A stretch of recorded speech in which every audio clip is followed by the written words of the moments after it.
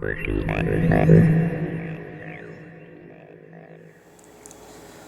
this is what I call my lockdown project, to build a 5-foot 8-inch tall model of the Eiffel Tower out of Meccano.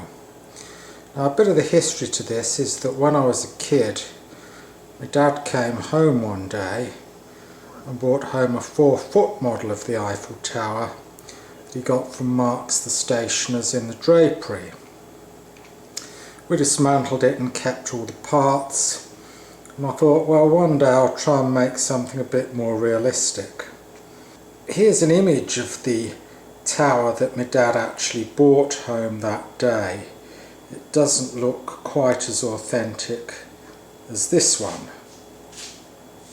Okay, if we watch the lifts here, the lifts are starting in the centre of the tower, and if we follow this one down, you will see it descends into its sort of cradle where, in theory, the passengers are supposed to get on and off. After a few seconds, the auto-reverse mechanism will kick in and it will start its ascent back up the tower.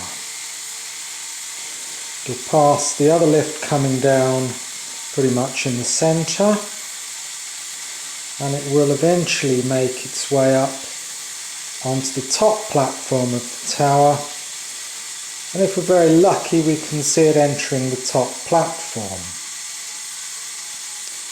Again, after a few seconds it will start its downward descent. I will just quickly follow it down till it meets the other one at the halfway point. Then I'll follow the other one back up towards the top. Once again, if we are lucky, we should see the lift entering the top platform for passengers to disembark. Okay, let's take a closer look at the auto-reverse gearbox. There are 3 pinions on the right hand side and 2 gear wheels on the left hand side. At the moment the central arm is moving the drive shaft from right to left and has just engaged the 2 gear wheels on the left, which move the lifts in one direction. In a moment that central arm will start to swing back to the right. When the 2 gear wheels on the left disengage, soon after that the pinions on the right will engage and they will move the lifts in the opposite direction. One other mechanised feature of this tower is that to stop the lifts overrunning once they reach the top and bottom, there is a slip clutch underneath here which basically prevents any overrun. All it is a rubber tyre pushing up against the flywheel, which will slip when the lifts come to the end of their course. We will take another look at the lifts in operation.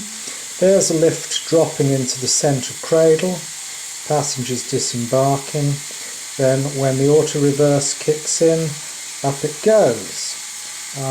It will take a while, but with any luck we should be able to follow it to the top of the tower. It's just passing the other lift.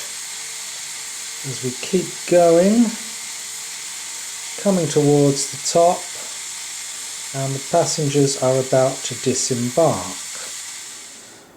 Now I have to confess, it was my intention to automate this lift from the ground to the middle platform, the one that's in the centre of the video here, but I'm afraid I failed.